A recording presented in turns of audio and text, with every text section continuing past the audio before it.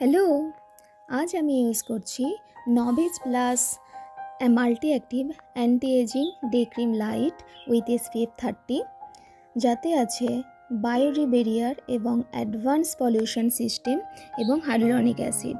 এই bio activating technology যেটা আমাদের 10 রকম এজিং সাইনকে সঙ্গে সঙ্গে ইনস্ট্যান্টলি দূর করে।